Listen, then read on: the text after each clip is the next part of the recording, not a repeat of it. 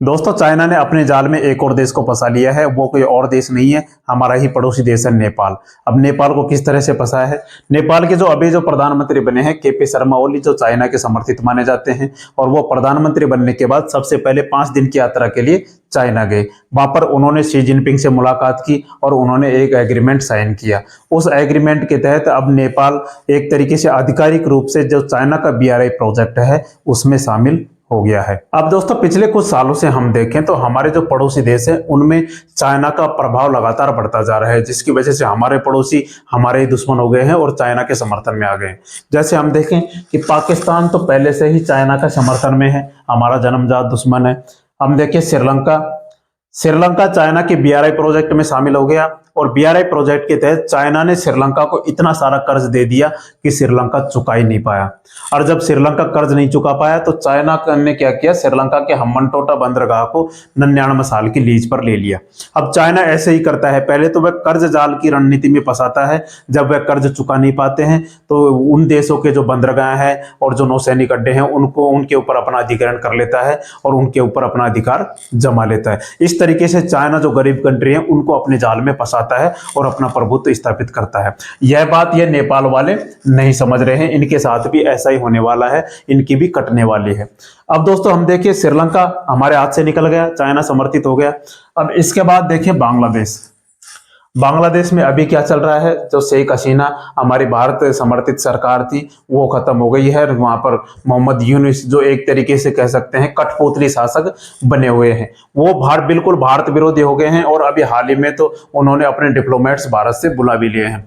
और अभी क्या हो रहा है, वहां पर बांग्लादेश में हिंदुओं के खिलाफ लगातार अत्याचार हो रहे हैं। अभी जो चिन्मय जी महाराज है उनको भी गिरफ्तार कर लिया है। तो इस तरीके से बांग्लादेश एक तरीके से बिल्कुल भारत से कट ऑफ हो गया है। जबकि एक समय था जब बांग्लादेश को हमने बनाकर दिया था, ऐसा देश था जिसको हमने बनाया था, हमने संवारा था और हमने तरक्की में योगदान दिया था। और अब बिल्कुल बांग्लादेश नरक की स्थिति में चला गया है और भारत का विरोधी हो गया है। तो 3 देश गए, एक गया पाकिस्तान, दूसरा गया श्रीलंका, तीसरा गया बांग्लादेश। अब देखिए चौथा म्यांमार में जो आंग सान सू की सरकार थी, जो हमारी समर्थित मानी जाती थी, भारत की समर्थक मानी जाती थी, अब आंग सान सू की का भी तख्ता पलट हो गया। और तख्ता पलट होने के बाद यहाँ पर सेना का शासन आ गया तो वो भारत विरोधी माना जाता है, चाइना समर्थित माना जाता है। तो चौथा देश गया म्यांमार, जो हमारे पड़ोसी देश है वो लगातार हमारे खिलाफ होते जा रहे हैं। अब 5वां नंबर आ गया नेपाल का। नेपाल के जो के पी शर्मा ओली है वो चाइना समर्थित माने जाते हैं। अब इनको तो एग्रीमेंट कुछ न कुछ करना ही पड़ेगा जो चाइना के हित में हो, नहीं तो इनकी सरकार गिर जाएगी। अब दोस्तों इसमें क्या हो रहा है, इसमें जो चाइना क्या कर रहा है, ये जो एग्रीमेंट के जो हस्ताक्षर हुए हैं उसकी ये फोटो है। हम देखते हैं कि चाइना इसमें क्या करेगा। चाइना जैसे इंफ्रास्ट्रक्चर की जो हाईवे, रेलवे, एनर्जी नेटवर्क शामिल है, इसके तहत क्या होगा, नेपाल की चीन और एशिया के दूसरे देशों से कनेक्टिविटी बढ़ाकर आर्थिक विकास को बढ़ावा देने का वादा ये BRI प्रोजेक्ट करता है। जबकि ऐसा बिल्कुल नहीं है। इसके तहत चाइना क्या करना चाहता है, पूरे वर्ल्ड के ट्रेड को अपने हाथों में, अपने कंट्रोल में करना चाहता है। चाइना का लक्ष्य है 2049 तक विश्व की सबसे बड़ी महाशक्ति बनना।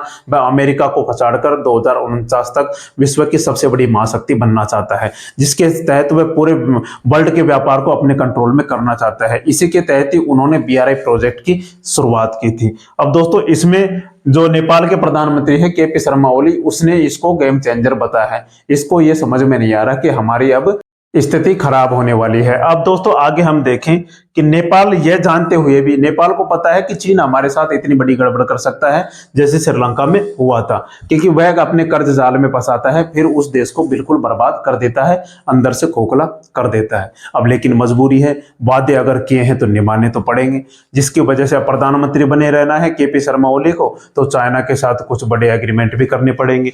अब दोस्तों हम देखते हैं कि ये जो चाइना का BRI प्रोजेक्ट है इसकी शुरुआत कब हुई थी और ये BRI प्रोजेक्ट क्या है, जिसके तहत अभी पाकिस्तान में भी CPC सड़क बनाई जा रही है जो भारत के POK से होकर गुजरती है। इसकी शुरुआत हुई थी 1976 में, जब माओ त्से-तुंग की मौत हो गई थी और एक नए नेता सत्ता में आए थे, उनका नाम है डेंग सियाओपिंग। ये डेंग सियाओपिंग है जो 1976 में चाइना की सत्ता में आए थे। तो उस समय चाइना की जो अर्थव्यवस्था थी वो बिल्कुल निचले स्तर पर जा रही थी। तो इन्होंने चाइना की अर्थव्यवस्था को डेवलप करने का प्रयास किया और आर्थिक महाशक्ति बनाने का प्रयास किया, और उसका नतीजा भी यह हुआ कि 21वीं सदी में चीन की रफ्तार ने सभी को हैरान कर दिया, और इसको मूर्त रूप दिया जब 2013 में शी जिनपिंग चाइना की सत्ता पे काबिज हुए।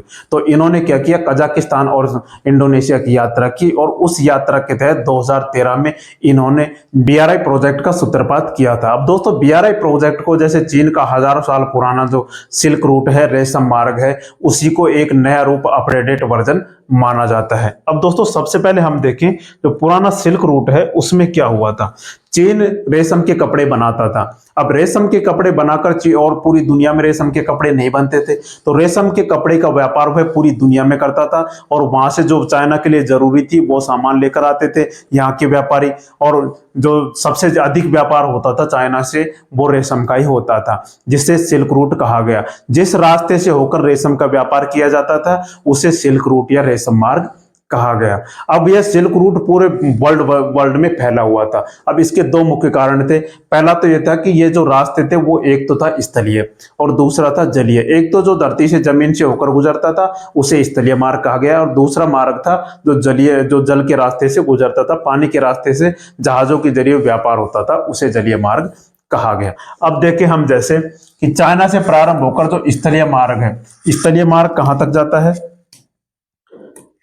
स्थलीय मार्ग देखें तो स्थलीय मार्ग जाता है कि यहाँ से पूरा मध्य एशिया में होते हुए, पूरा अरब कंट्री, ईरान में होते हुए, अरब कंट्री में होते हुए, ये पूरा यूरोप और रोम तक यह व्यापार चाइना का चलता था, रेशम के कपड़े का व्यापार चलता था। दूसरा हम जलीय मार्ग में देखें तो स्थल मार्ग से ये भारत में भी आता था दोनों साइड से, और जलीय मार्ग में देखें तो ये इधर से चाइना से प्रारंभ होकर पूरा इंडोनेशिया, पूरा थाईलैंड, कंबोडिया, वियतनाम, सब जगह यहाँ से, बांग्लादेश, भारत में ये श्रीलंका और केरल के तट से होते हैं, मुंबई, गुजरात और यहाँ पर कराची, सब जगह से भारत के साथ भी रेशम का व्यापार होता था जलीय मार्ग से। और इधर देखिए तो पूरा पर्शियन गल्फ में, अरब कंट्रियों में, इधर देखिए तो पूरा अफ्रीकी कंट्रियों में स्वेज नहर के जरिए, यहाँ पर लाल सागर से होते हुए पूरा मिस्र में और पूरा अफ्रीका और यूरोप तक यह व्यापार मेडिटेरियन सी के तहत चलता था, जिसके तहत चाइना बहुत मोटा मुनाफा कमाता था, क्योंकि उस समय कपड़े, जो रेशम के कपड़े थे, वो पूरी दुनिया में कहीं भी नहीं बनते थे और चाइना में ही बनते थे। इसी को सिल्क रूट या रेशम मार्ग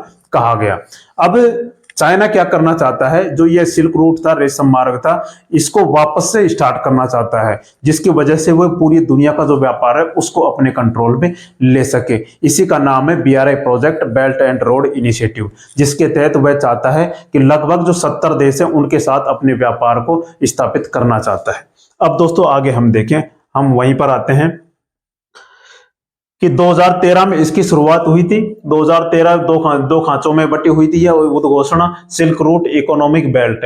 ये एक जमीनी रूट है जो चीन को एशिया, रूस और यूरोप से जोड़ता है, जो अभी हमने आपको बताया। दूसरा जो समुद्री रूट है, जलीय मार्ग है, मैरीटाइम सिल्क रोड, ये एक समुद्री रूट है जो चीन के तटीय इलाकों को हिंद प्रशांत और अरब से यूरोप तक जोड़ता है। तो इस तरीके से वही चीज है जो सिल्क रूट में थी, रेशम मार्ग में थी, उसको वापस से पुनर्स्थापित करने का प्रयास किया जा रहा है, और इस पर लगातार बहुत तेजी से काम भी चल रहा है। दोनों को मिलाकर one belt one road initiative, जो स्थलीय और जलीय मार्ग था उसको one belt one road initiative कहा गया था, जो बाद में बदलकर इसको BRI कर दिया गया, बेल्ट एंड रोड इनिशिएटिव कर दिया गया। इसके तहत चाइना क्या करता है, चाइना करता है कि जैसे जिन देशों को BRI प्रोजेक्ट में शामिल करता है उन देशों में चाइना इंफ्रास्ट्रक्चर डेवलपमेंट, यानी रेलवे,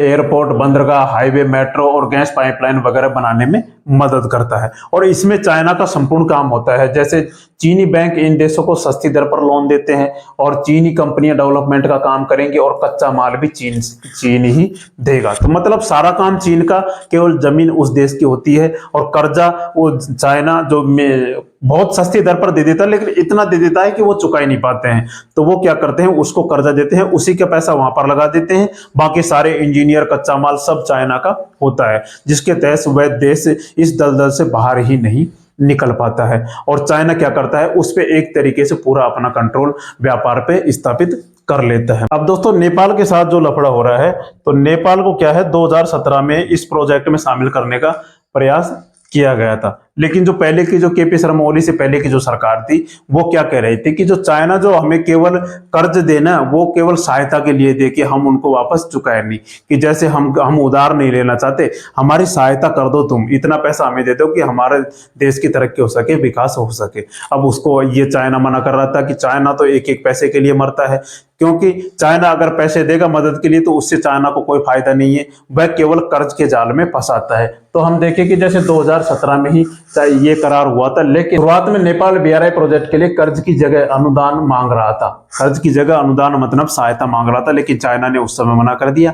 अब चाइना ने जैसे ही केपी शर्मा की सरकार बनाई तो उन्होंने इसको बुलाया और एग्रीमेंट कर लिया। इस तरीके से नेपाल इस जाल में फंस गया है। अब दोस्तों आगे हम देखते हैं कि नेपाल किस तरह से सर्वाइव कर पाएगा। जानकारी आपको अच्छी लगी हो तो चैनल को सब्सक्राइब जरूर कर लेना और लाइक कर देना। मिलते हैं आपको ऐसे ही नॉलेजेबल वीडियो के साथ, तब तक के लिए जय हिंद, जय भारत।